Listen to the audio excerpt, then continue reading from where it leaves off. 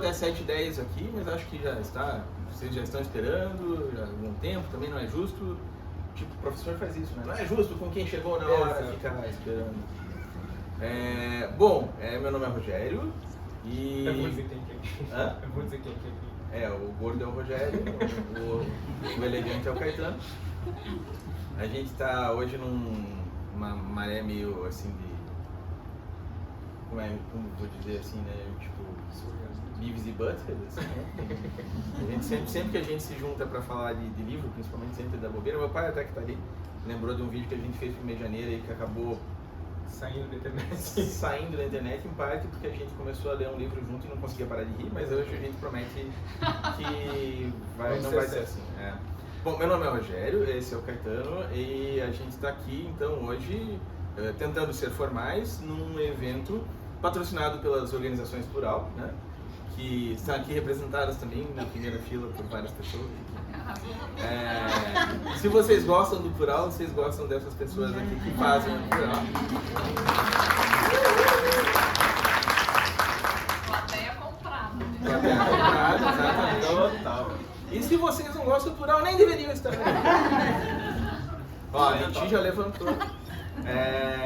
Então, o Plural, que vocês sabem, ou talvez não saibam, é um jornal que surgiu há 4 anos aqui em Curitiba. Eu sou um dos fundadores e nós hoje cobrimos política, cidades e também cultura, porque o outro caderno de cultura que tinha na cidade faliu. Então, a gente achou que era legal ter alguma coisa desse gênero e estamos tentando fazer o nosso melhor. Inclusive, uma das repórteres que está aqui, a Luciana, no momento, é editora interina de cultura do Plural. Qualquer coisa, vocês falam com ela para vender releases e outras coisas do gênero. Mas então, eu ia falando que o Plural, agora a gente está nessa coisa de fazer eventos, né? Inclusive algumas pessoas aqui já estiveram nas nossas trocas de livros. Daqui 2 dias nós temos outra troca de livros. Como funciona a troca de livros? Você leva um livro e troca por outro livro. Por isso chama troca de livros. E vai ser na Petricerie, caso alguém não tenha tido a oportunidade de ir lá ainda. É um restaurante bem legal que fica do lado da TV... que sai justa, vou ter que dizer o nome, né? Da RPC TV, ali nas Mercedes, mas apesar disso, é um lugar legal. A comida é boa e eles têm um jardinzão lá e eles fazem umas feirinhas, e nessas feirinhas tem bastante outras coisas, artesanato, etc. E tem a nossa feira de troca de livros. Na última vez que a gente fez lá, foi muito bacana, então quem quiser, sábado à tarde, se não chover, a gente tá lá. E estamos aqui hoje, de novo, falando de livros, mas dessa vez para celebrar um dos autores mais importantes da cidade, que, por acaso, é meu irmão. E que a gente fez... mais importante da família. É o autor mais importante da família, né? Bom, eu não posso dizer isso nem que eu sou o melhor jornalista lá de casa, então você já para numa situação privilegiada. A gente está começando a fazer essa ideia de fazer lançamentos de livros, etc. Justamente, né? Um caderno de cultura tem que fazer isso. A gente... não nada melhor que começar justamente com o Caetano, que foi o nosso primeiro assinante, inclusive. E está lançando, saiu em janeiro, né, originalmente? E já está na 3ª reimpressão. Terceira reimpressão, quarta reimpressão. Quarta impressão, 3ª reimpressão. E vocês já todos devem saber que é o livro sensação do momento, o Latim em Pó. Palmas para o Latim em Pó! Eu estou falando bastante aqui porque eu não preparei perguntas suficientes, então eu tenho que enrolar para a gente não perder o pique depois. O Caetano estuda filologia românica, eu decorei bem? Sim. Muito bem. E agora, no ano passado, inclusive eu fui recuperar antes de a gente vir aqui, em abril do ano passado ele me mandou a primeira mensagem dizendo que estava pensando em fazer um livro, que hoje já está aqui porque ele escreve rápido, é uma coisa que ele faz bem. Mas como diz aquela historinha que eu já ouvi com o Rubem Braga ou com vários outros autores, né? Que levou 8 meses e 30 anos, né? Assim, para você fazer o livro. Né? 11 dias, assim, que você viu a primeira versão em 11 dias. Pra que isso? Pra quê? Pra que humilhar, né? Não, mas depois, para arrumar os 11 dias, levou 11 meses. Não teve 11 meses ainda, mas a piada funciona. Tudo bem. Muito bem, então a gente estava aqui para falar. E eu estava pensando como começar isso, né? Agora, começando de fato, eu estava pensando, você entrou na faculdade no mesmo ano que eu, portanto você não tem como mentir, eu estava lá em 1993, a moeda era o Cruzeiro Novo, ou coisa parecida, o presidente era Itamar. A gente só tinha 3 títulos mundiais, hoje são 5. E só agora eu entendi o que você estava fazendo lá até hoje, lendo esse livro. Eu também, só agora que eu entendi. Você é tipo um historiador, é isso assim? Não, sei. muito bem, acabou. Não sei. Não, porque o livro é sobre. É um livro de história. É história. Estou na presença do professor Carlos Alberto Faraco, agora fico com vergonha de dizer que eu sou qualquer coisa. Palmas para o professor Faraco.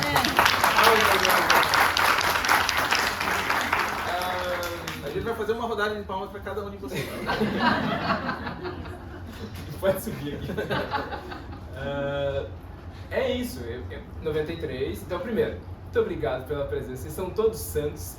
Num dia de clima feio em Curitiba, nego sair de casa para ver. Vicioso. Desculpa. Clima feio em Curitiba. Sair de casa para ver o lançamento de livro é um ato de amor, então eu agradeço muitíssimo a boa vontade de todo mundo. Agradeço ao Plural por promover o evento, por me convencer a participar do evento, por promover o evento todo. Você está dizendo que você não queria, tá aqui. Exatamente. Agradeço. Obrigado. Agradeço a existência do Plural. Eu acho que todo mundo que está aqui agradece durante todos esses 4 anos agradece a existência, a vida e a força do Plural. E eu fico muito feliz de poder dizer isso pro meu irmão e de ser um projeto do meu irmão. Muito contente de estar aqui, é bizarro estar aqui na frente do Faraco, do Cristóvão, de todo mundo, e com o meu irmão, né? Mas tudo bem, coisas legais acontecem, então a gente aceita que as coisas legais acontecem.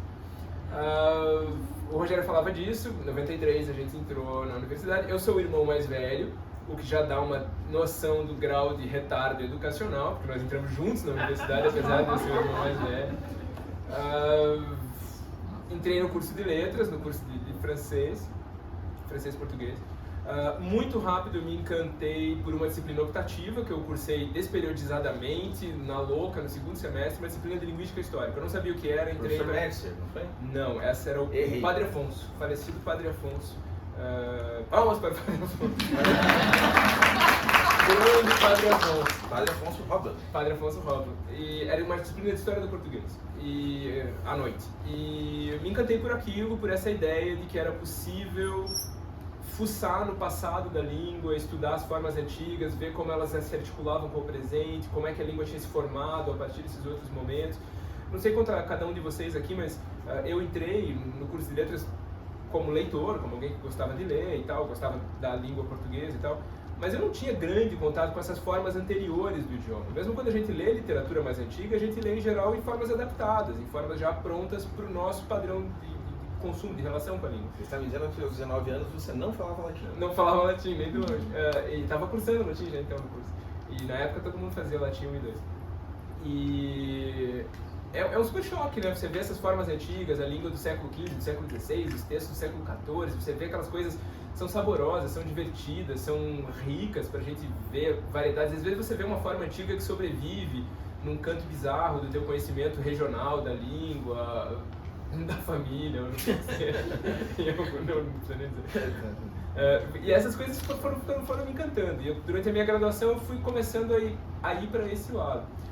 Logo depois de terminada a graduação, eu passo a ser professor da universidade e já sou contratado para ocupar a cadeira do professor Faraco. É sinal da decadência dos tempos, né?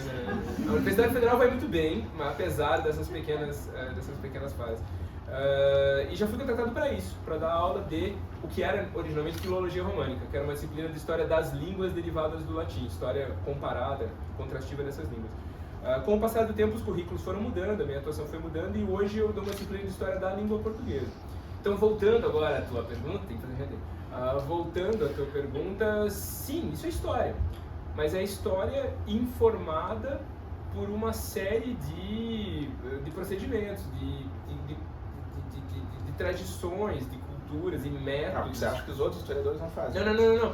Especificamente ligados à transformação das línguas através do tempo. Existe muita coisa ali que durante muito tempo, inclusive, se pretendeu científica e que hoje a gente trata de uma maneira talvez menos dura. Mas existe muita técnica, existe muito método para tratar as coisas com algum rigor, para entender como se dá a formação das línguas, a transformação das línguas, a mudança das línguas, e para apresentar o que, no fim de contas, é um livro de história da raça humana, no certo sentido, e um pedaço da raça humana, e da formação do Brasil, mas por esse viés do idioma, das línguas, das palavras, às vezes. Sim, e às vezes parece justamente um livro de história geral do Brasil em alguns momentos, né? Você tem que entender a história do Brasil para poder entender a língua do país. Que foi uma coisa que eu devo dizer, um pouco porque eu sou burro e tapado, e um pouco porque a minha geração era mais burra e tapada ainda do que as de hoje. E essas coisas foram mudando com o tempo. Eu casei com a Sandra, que daí me iluminou um pouco. Eu vi minha filha crescer, e daí as gerações novas fazem coisas pela gente. Mas é uma coisa que mudou, né? No tempo que a gente estudava isso, antigamente, às vezes isso era um pouco mais desligado do histórico, e eu diria até do político. Era um saber meio de empoeirado, de livro e tal. Fascinante, mas de outra natureza. Eu estou há 25 anos dando aula na universidade.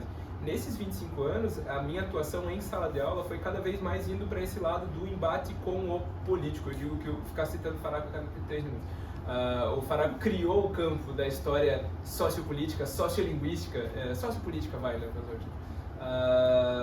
da língua portuguesa. E eu fui embarcando um pouco nessa e fui entrando nessa visada um pouco diferente, em que você assume que estudar a história da língua é estudar a política, é estudar a formação de um povo, os embates de um povo, os silenciamentos por trás de uma história, a briga, por vezes, a superação de conflitos, os convívios. Isso tudo é política dura. A gente passou por 4 anos, né, em que a gente aprendeu, querendo ou não, a gente aprendeu que política não tem nada a ver necessariamente com Brasília e picuinhas. A gente aprendeu que atuação política, presença política, empenho político eram coisas fundamentais e coisas do dia a dia que precisavam ser articuladas com um monte de coisa. E eu acho que isso está nesse livro, está no que veio a ser esse livro. Essa ideia de vou finalmente escrever alguma coisa a respeito disso, botar no papel o que foram esses anos aprendendo a dar essa disciplina, mas isso acabou virando um projeto político também. Tem coisas ali que eu acho que precisam ser trazidas à luz, né? Não é que eu sou um viciado em celular, embora eu seja, mas eu estava procurando aqui justamente, eu falei que a primeira mensagem que você trocou com a Luara e me mandou, Luara, que aí começou sendo a editora do livro, né? Publicou esse livro e foi demitida da editora. Não, ela saiu por conta própria, ela foi por conta própria. Hoje ela está na Aleph, né? E quem assumiu foi o Antônio Chechinesc, que aliás são 2 pessoas maravilhosas. 2 pessoas maravilhosas. E daí, se você me permite, assim, e também se não permitir, tá demais.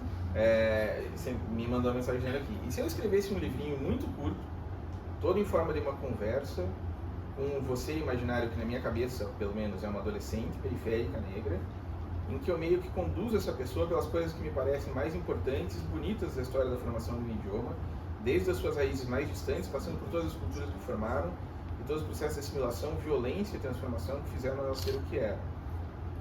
É uma coisa que eu gosto de fazer já em sala de aula, sair da retórica simples de o português tem influências disso e daquilo, e ir mais fundo nessas histórias e relações, chegando aos extermínios das línguas originárias do Brasil, etc.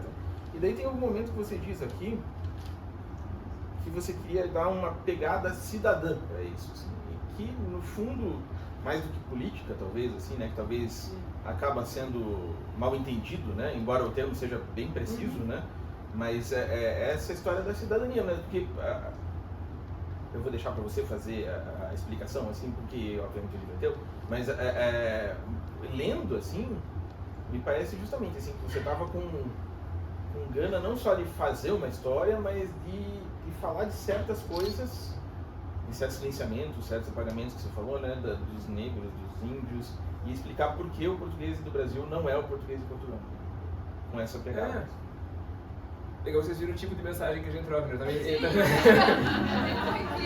Tava ensaiando já o pitch pra editora, né? Pro primeiro me ensinar. Não, mas era a mensagem que você mandou pra Luara, você só replicou pra mim. Tá. Que bom. As nossas são bem diferentes. Qual é a pergunta? Não, porque para a maioria das pessoas talvez não seja claro como uma história do português pode ser uma história cidadã. Porque tem, sei lá, uma coisa que tá no livro o tempo todo, e que eu acho que tá na nossa atuação o tempo todo, nós, os caras da linguística que estão há décadas, por vezes um século, falando essas coisas, tentando entender, tentando fazer isso chegar a um público maior, porque afinal de contas esse livro tem um pouco disso, né? Para os meus alunos, para o povo do curso de Letras da Federal, para quem cursa letras em outros lugares por aí, muito provavelmente não há nada de novo nesse livro. Mas o que rolava pra mim era essa sensação, pra ficar numa referência nossa, aquela sensação do filme do Moretti, né? As pessoas precisam saber, né? Tipo, como é que só a gente fala disso? Como é que só a gente pensa essas coisas? Isso não filtra, não percola pra sociedade como um todo. E uma dessas coisas é essa estranha sensação de que os brasileiros têm essa relação meio esquizoide com o idioma às vezes, né? Essa estranha sensação de que nós somos convidados na festa, de que a gente não é dono de verdade da língua, de que a gente não sabe usar os talheres para mexer com a língua portuguesa. O português é sério demais para nós somos fuleiros e ordinários, a gente fala errado, estrupia a língua. Isso corre tanto no senso comum que a gente quase não leva a sério, mas ao mesmo tempo, uma hora você para e você pensa, pera, alguma coisa está profundamente errada com uma sociedade que é o que a nossa sociedade é, nos seus melhores momentos, até de irreverente, brincalhona, irresponsável para um monte de coisa, e que, no entanto, tem essa estranha sensação quanto a uma coisa que é tão definidora da nossa vida individual e coletiva, que é o idioma. Então tem um dado muito direto ali, que é cidadão, nesse sentido, que é você precisa tomar posse desse negócio. Sem medo, você precisa aceitar que aquilo é teu, que você é dono daquele negócio, que ninguém vai te dar grandes ordens ou dizer o que você pode ou o que você não pode fazer.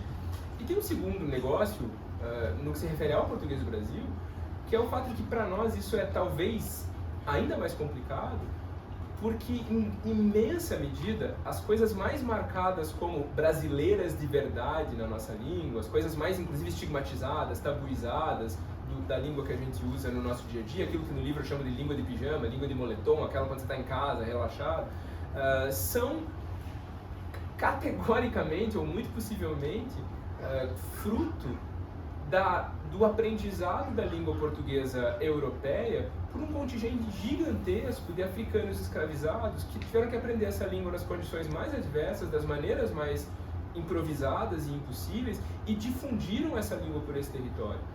Então, como eu digo uma hora no livro, né, nossa, que surpresa, descobrimos que uma coisa cruel, dura e cindida na realidade brasileira tem um fundo racial, tem um fundo de exclusão racial. Então, tem esses dois elementos, né? O fato de que os brasileiros como um todo, eu acho, precisam bater a mão na mesa, assim, dizer, pera lá, essa língua é nossa, a gente faz o que a gente quiser com ela, a gente consegue fazer, a gente consegue ter essa vontade com a língua. Parem de dizer pra gente que certas coisas que a gente sempre fez, que a gente faz há séculos, estão erradas e são impossíveis, sendo que a gente está fazendo, né? Tipo, de novo, como eu falo no livro, né? Isso não é furar sinal vermelho de trânsito. Isso é uma lei de outro tipo, é uma lei imposta por um coletivo, ela pode ser alterada. E de outro lado, perceber que esse passado que está sendo abafado, que está sendo silenciado, a cada vez que proíbem ou estigmatizam ou caracterizam, tabuizam algum uso, tem um fundo numa outra realidade com que o Brasil precisa eternamente se haver, uma outra coisa com que o Brasil vai precisar se resolver ao longo dos próximos séculos, né? Que é esse passado gigantesco de genocídio, de morte de povos indígenas, de morte de escravizados africanos e da presença dessas comunidades no próprio processo de colocação do português nesse território e de alteração do português nesse território. Falando desses apagamentos, desses silenciamentos, você sai do livro com a... Lógico que ele não é um livro de tese, né? É um livro de história, como a gente está falando, não é um livro que está tentando pregar uma tese, uma ideologia, embora, lógico, que sempre, né, você está falando de algum lugar. Né? Mas a gente sai com a convicção de que a gente está sendo oprimido até hoje por certas regras preconceituosas do ponto de vista de racismo, preconceituosas do ponto de vista de elitismo mesmo, né? Que você pode, não pode... E a gente estava até falando por outras razões, assim, né? Que lá na época do primeiro modernismo aqui no Brasil, né? Do Oswald de Andrade, com aquele poema que começa falando do Nomeato, o Mário de Andrade que falava, né, no Macunaíma, né? Que existe uma língua escrita e uma língua falada, né? E a gente ainda, você fala isso no livro, né, que a gente não consegue falar mesmo coisas simples da nossa língua, como eu amo ela, porque a gente considera que está errado, né? Tudo, a gente que trabalha com tradução, né, às vezes você vai traduzir uma coisa que deveria ser muito simples, né? I love her, e não existe, porque simplesmente a versão que você iria escrever em português, o editor vai dizer, isso não pode, isso aqui não dá, a gente vai passar vergonha com isso. E como é que a gente reverte isso? Você como tradutor e como professor consegue ver jeitos de a gente reverter isso ou é um processo ainda longo, sei lá, nossos bisnetos vão estar vivendo isso? As duas coisas. Dá pra ver e vai levar tempo.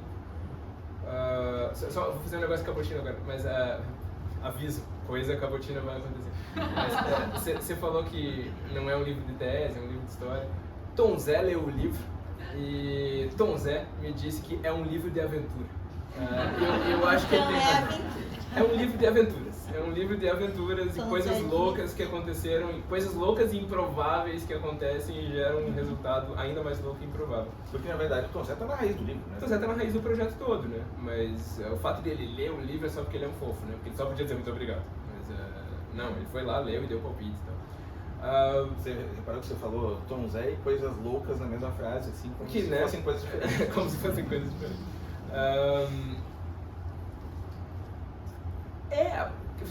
O que vai acontecer? A gente sempre repete para os alunos, eu repito para os alunos a cada 15 minutos em turma de linguística histórica.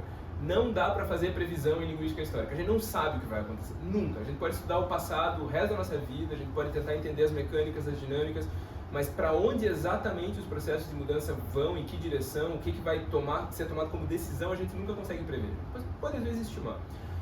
O meu eu mais otimista, que é o meu eu pai da Beatriz, que é o meu eu pai de uma menina de 25 anos de idade, e eu acho que a força motriz das coisas otimistas, boas e positivas no Brasil hoje, se não no mundo, são as meninas abaixo de uma certa idade, são as mulheres jovens. Eu acho que elas estão por trás de quase tudo de relevante e de bom que se tem feito. O que esse meu eu mais otimista vê é assim, eu vejo sinais. Você virou o Emael agora. Eu vejo sinais. Sinais, fortes sinais.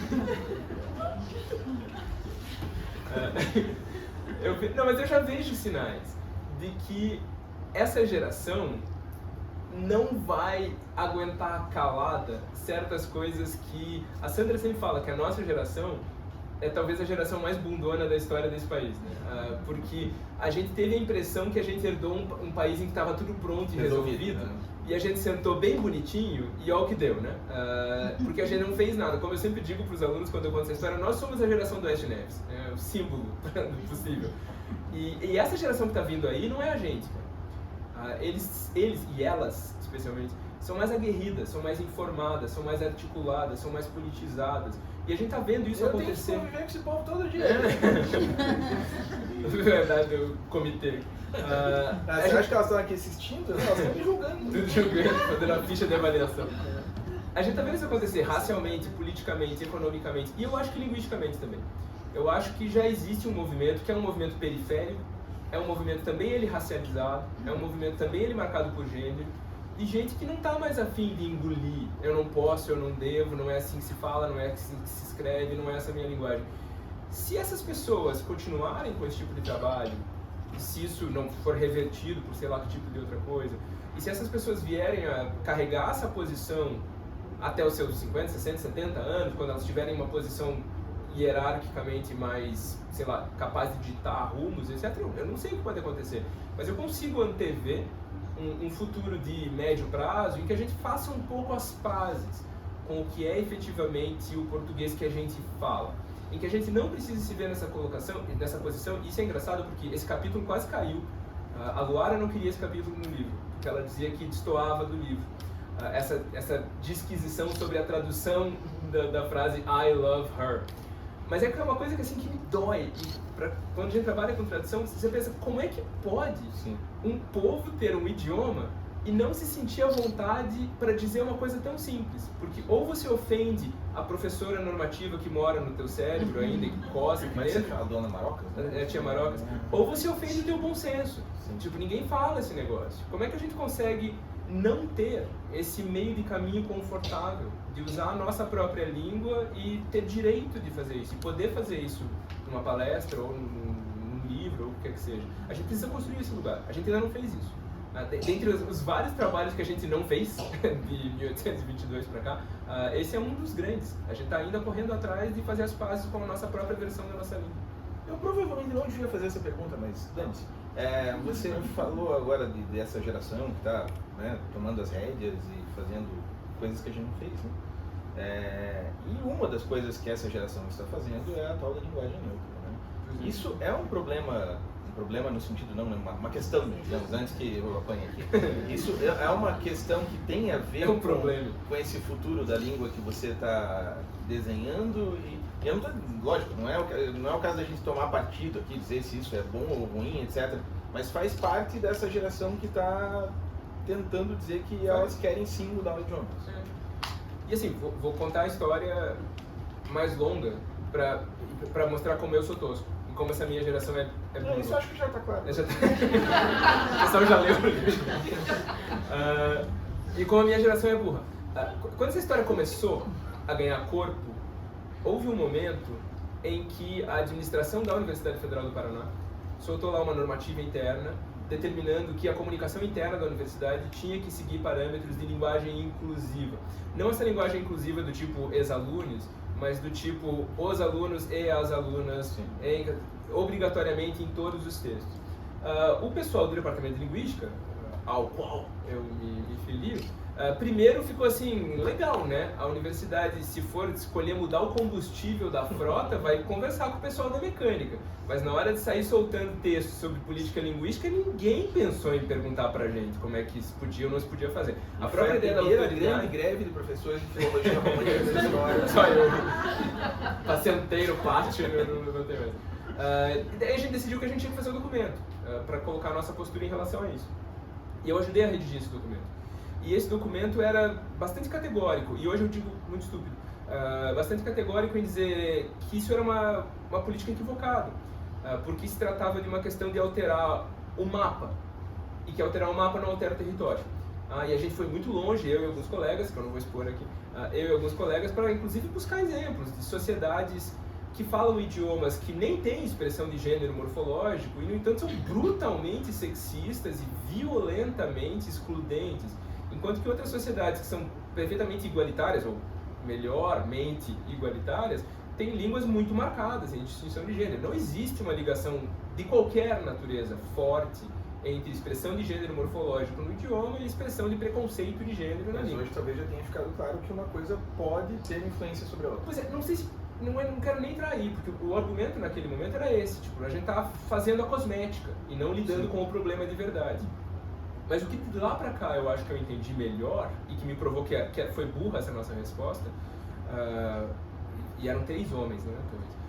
Foi burra essa nossa resposta, de novo, redundância, né? Homem burro.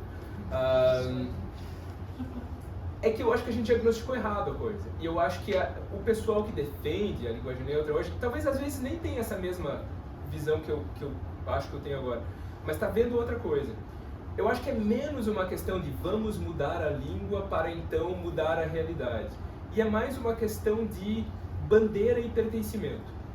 Eu quero essa briga porque eu quero ser ouvido e porque eu quero me marcar como alguém que está desse lado, e eu quero que as pessoas que também se marcam como alguém que está desse lado me reconheçam como um igual. É uma espécie de marca de virtue signaling, diriam alguns, né? Tipo, ó, como eu sou legal. Mas também é uma marca de fraternidade, de sororidade, de... Qual que é o genérico? Fraternidade. E eu acho que isso é relevante. Eu acho que comprar essa briga é relevante. Eu acho que marcar esse espaço é relevante. Eu acho que marcar esse pertencimento, nós estamos desse lado, é relevante neste momento. Se isso vai alterar o idioma, eu particularmente acho muito pouco provável. Mas eu não vou ser a última pessoa a dizer que não. Se isso vai mudar as políticas linguísticas, por isso eu não sei. E também não sei se é esse o resultado almejável. Eu acho que o relevante agora é que a questão existe. É que a cada vez que alguém... E para minha grande sorte, eu já andei dando bastante entrevistas sobre esse livro, todo mundo pergunta exatamente isso. Troca, achei que eu tava E eu acho que nunca houve um tema linguístico que tivesse tanta centralidade no debate político, cidadão, geral, cultural no Brasil. Então, tipo, eu posso até achar que a questão está equivocada, mas eu acho ótimo que ela exista. Eu acho ótimo que a gente esteja discutindo língua, que a gente esteja discutindo, e veja, é isso, essas pessoas querem tomar posse da língua. Elas querem dizer, não me interessa, não me interessa se a academia, ou o professor, ou o Zé Mané acham que isso é certo, não quero saber. Eu vou escrever esses especialistas que são os especialistas no que para mim agora é relevante. E é completamente diferente, né, de uma autarquia federal tomar uma decisão sem consultar os especialistas. E essas pessoas são terroristas linguísticos. E isso é ótimo. Guerrilha. É guerrilha de ação. E eu acho bacana que existe. Que nota você dá para esse discurso, Aline? 10. Conquistei ali, tá de bom tamanho. Gente, eu tenho acesso a esse moço por WhatsApp depois, mas vocês talvez alguns não, então eu não sei se vocês querem fazer pergunta até antes de mais nada, por uma questão de né, a gente... Deferência. De deferência, porque quando eu entrei na universidade, eu fui a uma palestra do professor Faraco, que era o reitor na época. Então, antes de mais nada, eu estou aqui emocionado de ter o Faraco e o Cristóvão ali atrás, que obviamente não estão aqui por causa de mim, mas eu vou fingir que estão. Então, se um dos dois tiver uma pergunta, e se não tiver, por favor, inventem.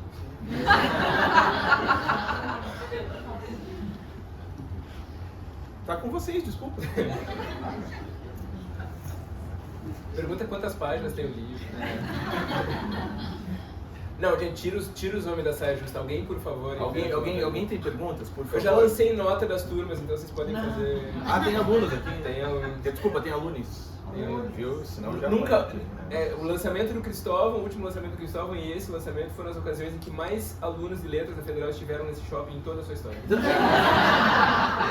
Eu soube que a segurança do shopping está em alerta. Só pra avisar. Não, mas falando sério, eu vou ser insistente e eu não tenho problema com o Sérgio Justo. Eu queria fazer uma pergunta para o professor Faraco. Faraco, você leu o livro, eu sei, porque o Caetano mostrou para você antes de publicar, inclusive, né? Pediu a sua bênção, assim, eu sei disso. Você acompanhando essa evolução da linguística histórica no Brasil, a gente tem visto outras pessoas falando, mas a sua opinião para mim vale muito mais, assim, o que esse livro traz para o debate de importante, assim, o que você diria? Pode dizer nada.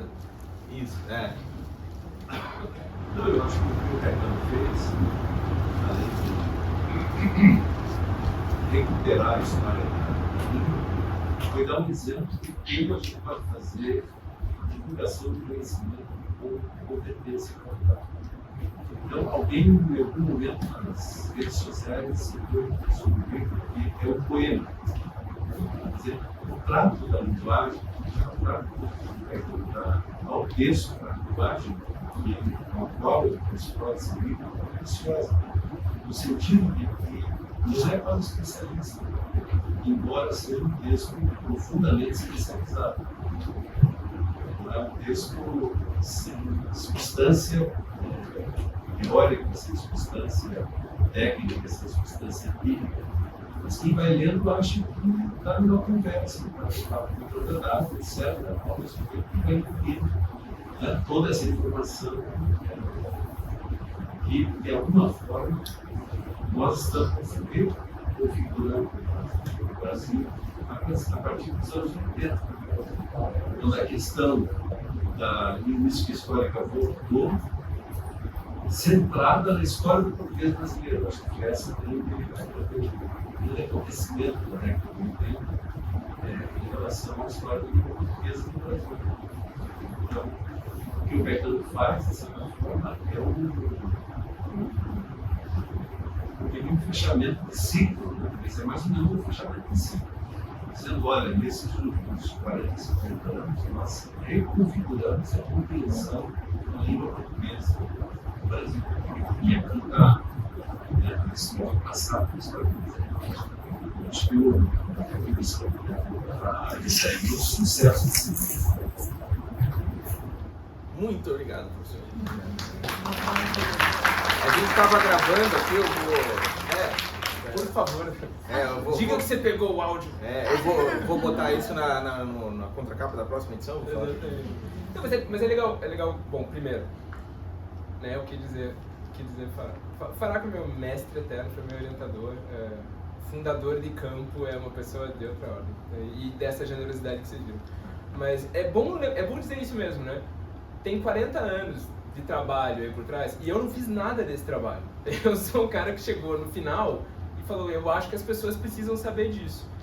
E eu fico aqui me agarrando a convicção de que esse papel também é importante. Né? Esse papel também é importante. Tirar essa discussão dessas gerações de pesquisadores que de fato revolucionaram como a gente... Muitos deles estão citados nos livros. Muitos deles estão citados, tem uma bibliografia grandinha até para isso. E levar para um público grande, né? Levar para um público que eu acho que não sabia que queria saber essas coisas. Eu acho que o público ideal desse livro é o público que achou a capa legal, ficou intrigado pelo título, pensou é pequenininho, aí leu a primeira página, Não tá tão caro. E quando terminar, vai pensar, putz, eu não sabia que eu precisava saber essas coisas todas. Eu não tinha a menor ideia de que eu tinha essas curiosidades. Porque isso era eu, 30 anos atrás, quando eu entrei na Faculdade de Letras. E isso são os meus alunos, eu vejo isso ainda hoje. O quanto as pessoas... aquilo que a gente cansa de dizer, né? O quanto é estranho pra gente ver que as pessoas não ficam encantadas com as coisas que a gente vê, né? As coisas que a gente diz, nossa, isso é incrível, isso é maravilhoso, como é que vocês não perceberam? Tipo, vocês perceberam que o Rogério, quando falou com o Faraco, usou um pronome possessivo de terceira pessoa? Ele falou, a sua opinião é importante? E quando ele fala comigo, ele diz, a tua opinião é importante? Não, ele não diz que é importante. A tua nem disse. A tua opinião eu caguei. Mas, e a nossa geração de curitibanos faz isso o tempo todo sem nem perceber. A nossa marca de formalidade está embutida às vezes no pronome possessivo, porque a gente não tem mais o tu e o você como tratamentos distintivos, mas a gente guardou um fóssilzinho. A gente reserva seu para falar com o professor e teu para falar com o brother. Cara, reitor da universidade. Pra ele é vosso, né? A vossa opinião.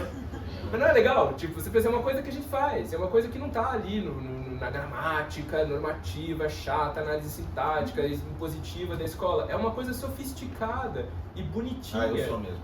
É uma coisa sofisticada e bonitinha que a gente usa o tempo todo. E a gente gosta de chamar a atenção das pessoas pra isso. Tá, perguntas? Temos o Ivan e a Mitia. Eu conheço quase todo mundo o nome aqui, que beleza. Começar. Então, quando você falou do Tom Zé, que ele falou que são aventuras, né? Nessa aventura do livro e nessa aventura desde que você entrou na universidade e como professor, eu queria que você desse talvez algum exemplo, não sei se você vai lembrar, de palavras em português brasileiro que viraram pó. Não sei se o seu pó do seu latim é porque morreu, ou se é um pó porque é um leite de pó que pode virar algo que alimenta. Mas enfim, esse pó, palavras que viraram pó e palavras que foram tiradas. Eu não sei quem manda tirar algo. Não, a realidade impõe isso, né? Sim, Palavras preconceituosas, que são racistas, enfim. Mas o que você acha que ficou de belo, não sei se de belo enquanto poético, mas belo enquanto palavra, enquanto forma de se expressar? Bom, primeiro, uma coisa que bastante gente perguntou, o título é uma citação, né, de um verso da música Língua, do Caetano Veloso. Eu me chamo Caetano por causa do Caetano Veloso, né, pai baiano, tem essas coisas. Então, eu tô pagando outra dívida, né, nesse momento.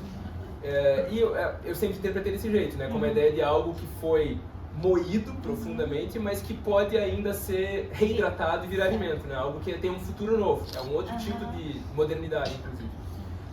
Palavras, cara, tem um exemplo que eu dou no livro, que é uma palavra que eu acho legal, que é, vou contar o contrário, vou guardar a palavra para o fim. Em latim havia um adjetivo maurus, que queria dizer de cor escura. Esse adjetivo está por trás, essa palavra está por trás, inclusive, por exemplo, do nome do país, da Mauritânia, a terra dos escuros.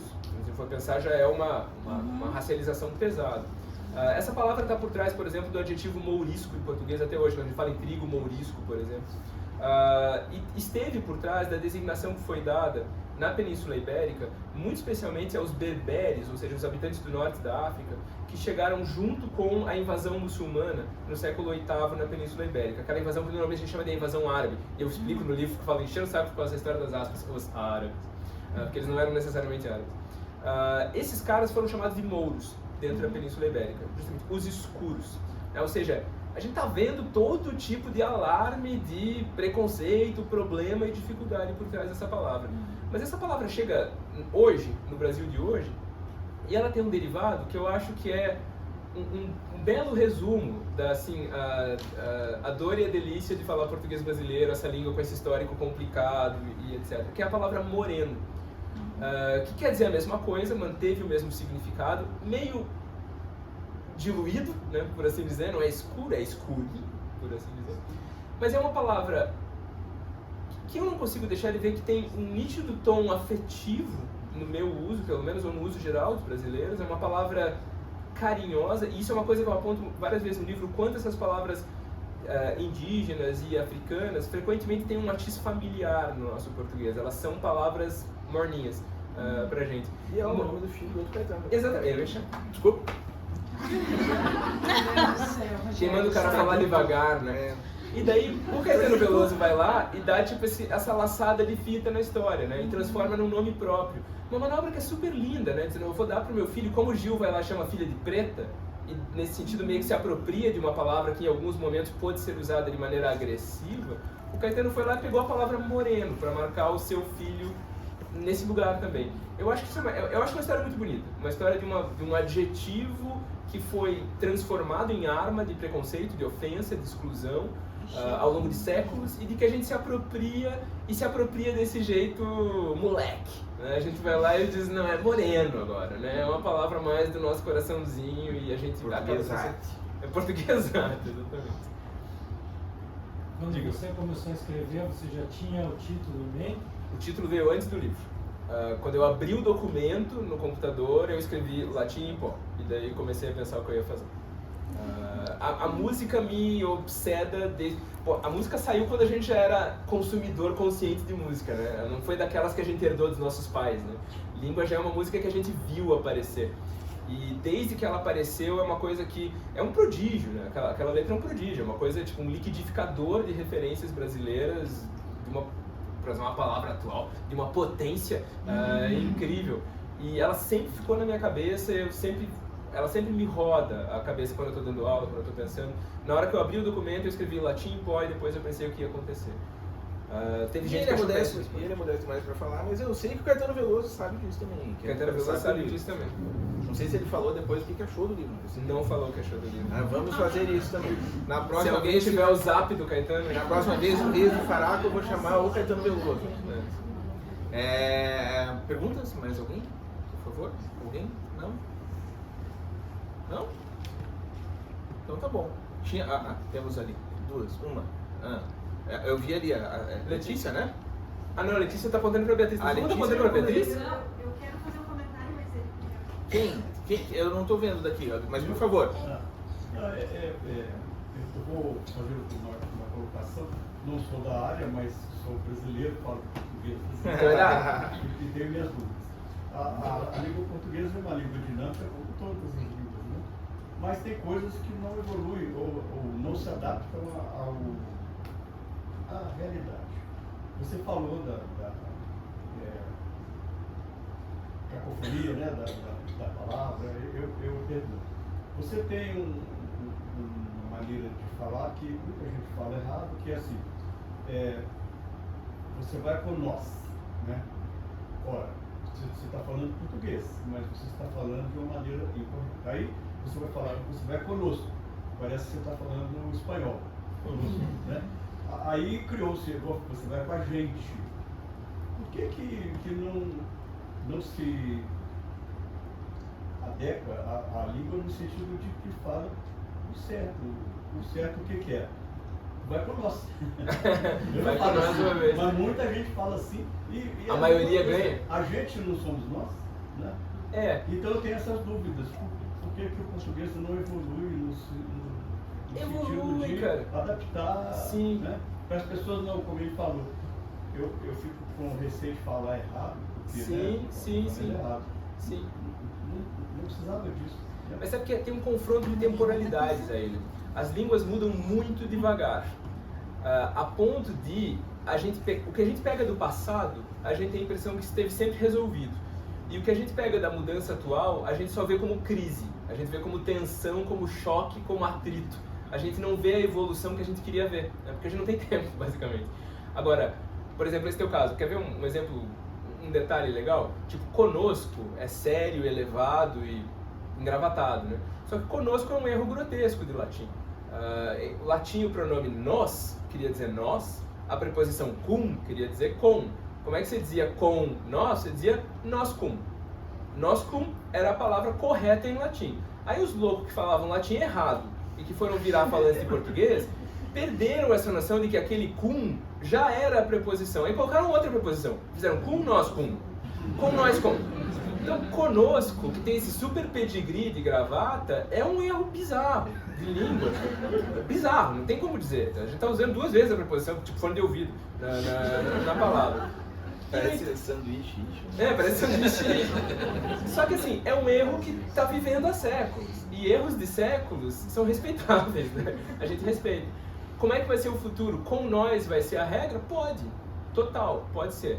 A substituição do pronome nós pelo pronome, pela forma a gente, está caminhando muito rápido.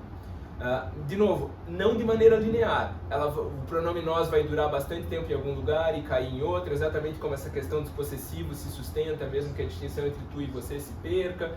Agora, daqui a 500 anos, daqui a 700 anos, em ainda havendo falantes de português brasileiro, talvez conós seja a regra. Talvez uma outra coisa tenha aparecido. Mas tem toda a razão. E a razão tem base nisso, no fato de que a nós, falantes no presente, só cabe experimentar o que existe de tenso e irresolvido da mudança. A gente não vê as coisas chegarem à conclusão, porque a gente não vive o suficiente para isso. Eu não entendi se a Letícia tinha uma pergunta ou se ela estava só... Depois dessa, nem sei. Está tão bem encerrado, só que uma vez você me contou, Caetano, de onde surgiu para você a ideia de escrever esse livro. Eu achei uma história tão bonita. A história da peça toda? É que eu conto várias. Não sei se você fica à vontade de contar. Depende do dia. Depende do dia. Não, é verdade. Obrigado. São 2 histórias, né? A primeira história é essa, de eu estar completando agora, mês que vem, eu estar completando 25 anos de professor na Federal do Paraná, basicamente dando disciplinas diferentes que foram virando essa disciplina que eu dei pela última vez agora nesse semestre. Então, são 25 anos, a disciplina acabou, agora eu vou começar uma nova disciplina, nova reforma curricular, tarará, tarará, e essa disciplina foi se estreitando até chegar à história do português do Brasil. Então, pra mim, eu tava tipo madurinho, agora eu posso dizer alguma coisa. Como eu dizia pra Sandra esses dias, agora eu aprendi a dar essa disciplina. Depois de 25 anos, agora os alunos todos que sofreram podem pedir ressarcimento de currículo, porque agora é isso aí, você lê o livrinho é mais rápido, é mais tranquilo. Então, de um lado tem isso, e de outro lado tem esse dado de que no final de 19 o Felipe Rich entrou em contato comigo através do Caio, viu o Caio entrar aqui? Através do Caio, que é a pessoa importante nessa história, tudo é por causa do Caio. E a gente conhece o Caio por causa dos galinhos. Por causa dos dois. É o caso do aplaude. Aplaude. Até o Felipe a gente aplaude. Porque ele queria montar uma peça a partir de uma canção do Tom Zé, que seria uma história da língua brasileira. A peça acabou se chamando Língua Brasileira, foi estrear só em 2022, porque não sei se vocês lembram, aconteceu um probleminha com o vírus no meio do caminho e demorou para estrear. Nesse meio tempo o Tom Zé escreveu canções novas, a peça não parou de evoluir, o Tom Zé acabou produzindo um disco inteiro a partir disso. O Felipe foi convidado para curar as celebrações do Dia Internacional da Língua Portuguesa no Museu da Língua Portuguesa de São Paulo, me chamou para ir lá dar uma aula, assistir o evento todo. O Felipe acabou fazendo um documentário que se chama Nossa Pátria Está Onde Somos Amados, teve uma sessão aqui em Curitiba, deve estrear comercialmente ainda esse ano. Então, tipo, virou um projeto monstro em torno daquelas conversas que foram longas conversas de WhatsApp ao longo da pandemia. E especialmente quando eu voltei do museu, essas mensagens para o Rogério ainda foram antes. Quando eu voltei do museu eu estava muito pilhado, eu falei, eu preciso contribuir com essa história, eu preciso fazer alguma coisa que seja do nosso mundo, que seja da universidade, que seja da academia. Eu pensei, eu preciso escrever um livrinho. E daí foi esse o motivo, de tentar, e foi esse o motivo inclusive de praticar bullying com a Luara, que foi uma santa, além de melhor editora do mundo, porque eu queria que o livro saísse ainda a quente, né? A peça estreou em janeiro de 22, o evento no museu aconteceu meses depois, o disco do Tom Zé aconteceu 2, 3 meses depois, o documentário estava pronto em outubro. Eu pensei, o livro tinha que sair ainda nesse intervalo de 12 meses, e acabou dando quase certo. O livro saiu, na verdade, no comecinho de janeiro de 23, mas foram esses 12 meses, 13 meses mirabolantes do projeto, da cabeça louca do Felipe, e eu sempre devo dizer dessa cabeça generosamente empurradora do Felipe. O Felipe é um incrível fazedor de trabalhos, ele quer que as pessoas façam coisas, ele motiva pessoas, as coisas detonam-se a partir de ideias do Felipe.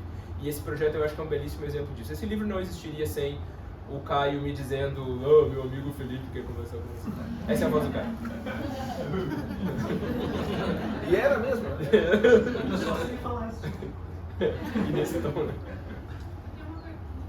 Eu não vi quem é, mas... Então, eu sou professora de língua inglesa durante muito tempo e agora estou assumindo produção de texto na escola onde eu trabalho. E aí eu tenho certo desconforto de fazer uma pergunta aí, porque eu estou preparando alunos para o vestibular, né? Produção de texto. E me dá a sensação de que eles. Por exemplo, o texto de vestibular todos engessados, ou o texto de Enem, que a pessoa não coloca nada de si, meio que faz uma receita de bolo ali, e isso me causa um desconforto muito grande. Embora exista uma mudança em alguns vestibulares de tentar uma prova mais moderna, eu acho que eles não mostram o que eles escrevem, eles não escrevem bem no vestibular, eles acabam tendo que escrever para ser pensando no que eles, em como eles vão ser avaliados, e não em o que eles querem comunicar. E aí eu lembro minha primeira formação de jornalismo, eu sou muito grande no projeto, fui estagiária dele lá no. Não gostaria de falar, de mencionar esse lugar hoje em dia. Eu nunca trabalhei lá. Mas era um lugar diferente. Mas era um lugar diferente 20 anos atrás. Né? No meu currículo, esse período, entre 2000 e 2018, eu ponho que eu estava na cadeia, para não... Eu não sofrer preconceito. Hoje em dia eu não menciono mais o nome, mas enfim, 20 anos atrás era um lugar melhor um pouco. E eu lembro que o Rogério disse uma frase que eu nunca esqueci, assim. Ele falou, você escreve bem, mas falta colocar alma no teu texto. E aí eu sinto... Que cruel que eu fui. Foi uma das minhas coisas que eu já ouvi, sabe? E eu trago isso até hoje. E eu sinto que falta desses alunos conseguirem colocar alma no texto deles, sabe? Queria saber a tua opinião em relação a essa exigência da norma culta, de seguir uma certa receita de bolos, isso tende a mudar ou não, se tem que ser essa Tá. Ó, na minha... Não, imagina, na minha modesta opinião, duas coisas diferentes, né? A questão da norma culta sempre vai existir. E é até uma coisa que eu abordo no livro, porque é um fantasma que a gente precisa tirar de cena, né? Essa ideia de que professor de linguística acha que tudo vale, que tudo é possível, que pode falar qualquer coisa de qualquer jeito. Não. Né? Eu tava lá em casa pra vir pra cá e eu, tipo, não vim pra cá com a roupa que eu tava em casa. Apesar de não ter vindo com a roupa mais bonita do mundo, ter sofrido certas... né? Não limpei o sapato antes de vir pra cá, isso foi um problema. Tipo, mas você não, eu vou a um evento público, eu vou falar diante de pessoas, eu vou usar uma versão melhor, mais polida do meu figurino normal. Ao mesmo tempo, se eu for no churrasco da família, eu sou vegetariano, se eu for no evento, tarará, eu não vou com a mesma roupa que eu vou no casamento do primo. Existem adequações. Uma pessoa que saiba se vestir, sabe se vestir de acordo com diversas situações. Um bom usuário de um idioma sabe usar o idioma de acordo com diversas situações diferentes. É tão equivocado você falar gramatiquês perfeito com a tua tia Wilsa no fim de semana, do que você falar a língua que você fala em casa com o teu filho pequeno numa cerimônia de posse de um ministro do STJ. Dias que vem aqui pra lá, por razão. Existe STJ? STF, STJ. Existem adequações. A norma culta sempre vai existir, ela precisa existir, ela tem um papel importante na sociedade e ela precisa ser aprendida e respeitada pelo instrumento que ela é e pelo poder que ela confere. Tá? Ela te permite certas coisas, certos acessos, certos trânsitos, ela é um cartão de visitas, ela é uma boa apresentação, ela é escovar os dentes e colocar uma camisa mais legal numa situação de entrevista de emprego. Então, uma coisa é essa, e isso não deve mudar, eu acho, na situação geral. A outra é o gênero redação de vestibular. E aí você está sentado do lado das duas grandes autoridades de verdade no assunto. Eu sou completamente deslocado para falar disso. Depois você pergunta, mas isso é um problema meio irresolvível, cara. Eu acho que a gente está sempre correndo atrás, os vestibulares estão sempre correndo atrás de se atualizar, de tentar desengessar esse modelo, mas aquilo nunca vai ser uma produção autoral, verdadeira, pessoal e real. Aquilo é um gênero. Assim como a entrevista de emprego é um gênero. A entrevista de emprego vai ser sempre artificial, sempre convencionada, sempre vai ser fake, sempre vai ser engessadinha e ter uma receita de bolo.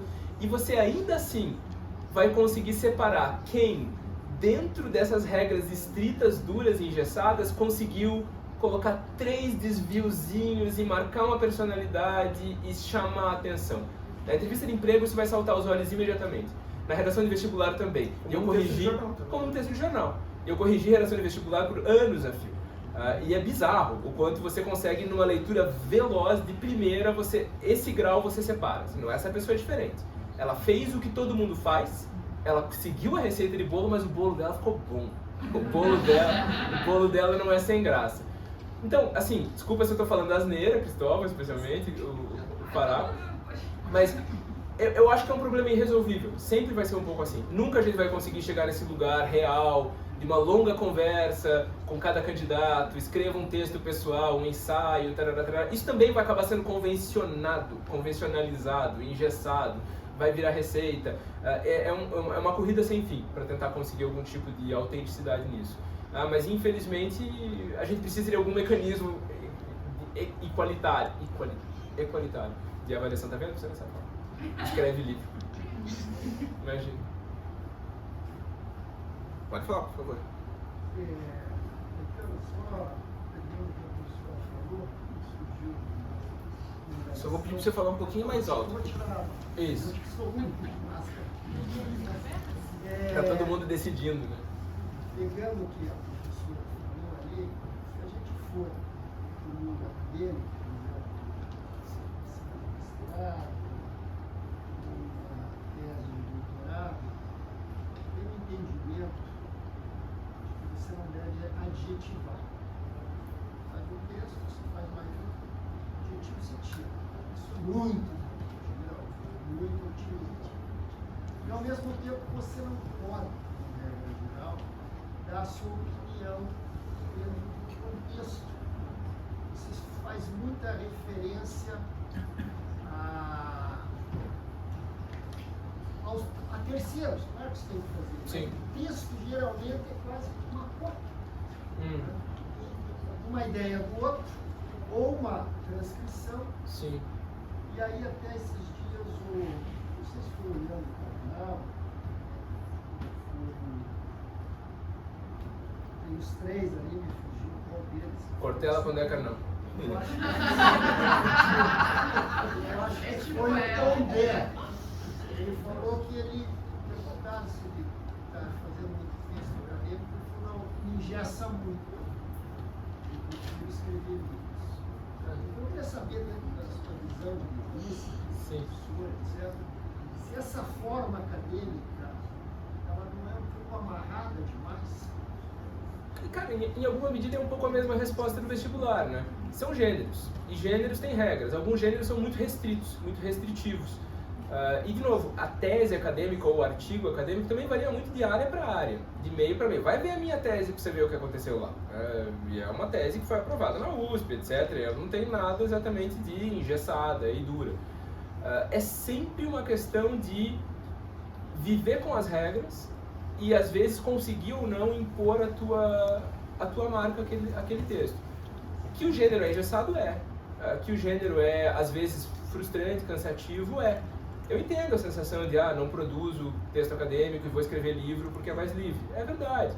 Mas, ao mesmo tempo, é um gênero que nos é exigido. E se você quer continuar sendo um professor numa universidade, quer garantir a nota do teu programa de pós-graduação e o número de bolsas que os teus alunos vão receber, você tem que fazer isso. Você tem que jogar esse jogo.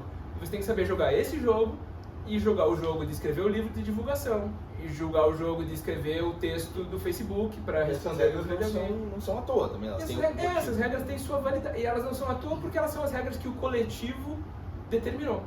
Se o coletivo das pessoas que produzem textos acadêmicos numa determinada área, por exemplo, nos estudos literários, decide que elas não são tão importantes, elas podem ser flexibilizadas, e são flexibilizadas. Se o coletivo do pessoal das ciências biológicas determina que tem um formato específico para texto naquela área, eles vão seguir. Mas não existe uma academia que determina essas coisas, né? Os usuários continuam tendo esse poder. Só que, de novo, essas mudanças são lentas, essas mudanças são de gerações, às vezes. E a gente nem sempre vai ver os resultados que a gente queria no nosso prazo de validade. Acho que a gente pode fazer mais uma pergunta.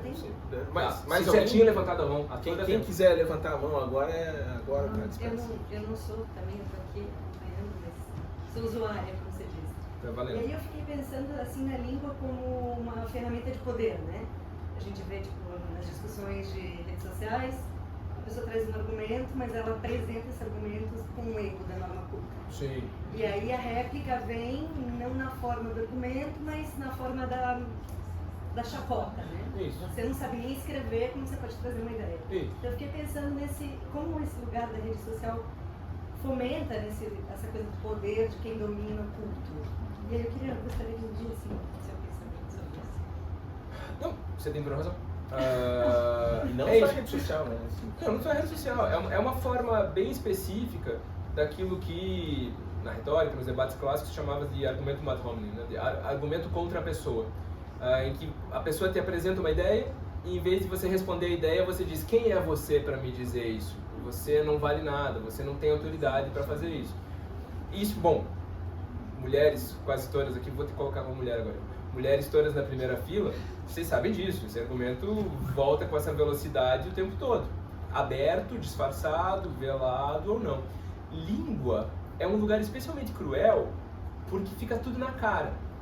Né? A pessoa foi lá e errou a grafia de uma palavra. A pessoa foi lá e escreveu uma palavra que não se devia usar naquele lugar, uma construção.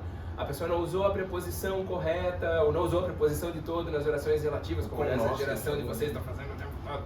Ah, você é uma pessoa que eu gosto muito, e o professor de português em mim faz... tinha que ser de que eu gosto.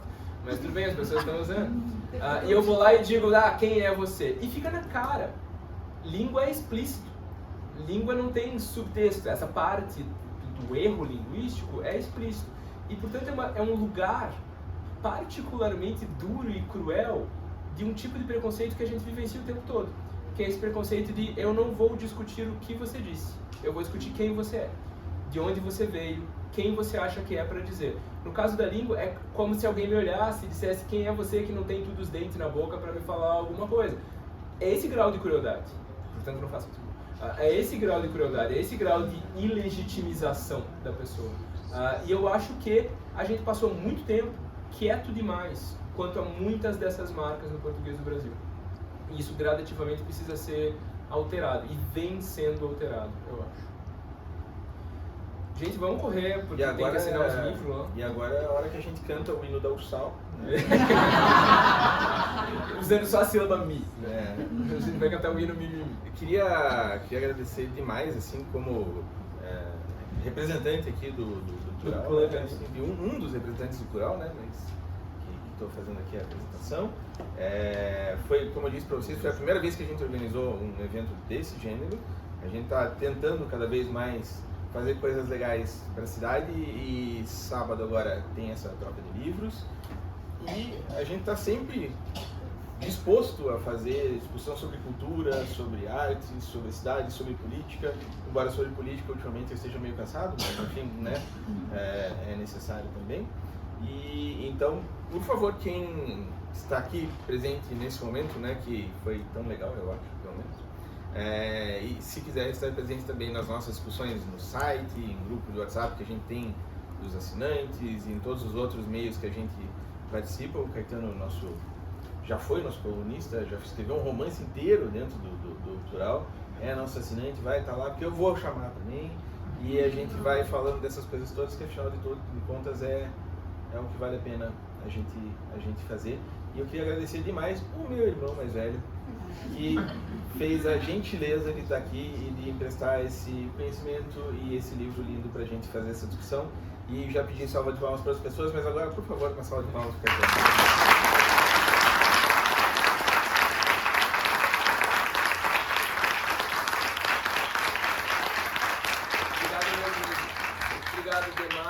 Obrigado ao meu irmão mais inteligente, obrigado ao Plural, à Livraria da Vila por esse evento e por esse espaço, por essa boa vontade. Recomendo demais a seleção da Livraria da Vila. Agradeço a todos os presentes, de verdade, muito do coração, e do coração viria a Hebe. Depois do momento Emael, o momento Hebe. E o Caetano vai estar assinando livros agora. Vou estar assinando livros lá embaixo. Estar estando. Valeu, gente. Obrigado.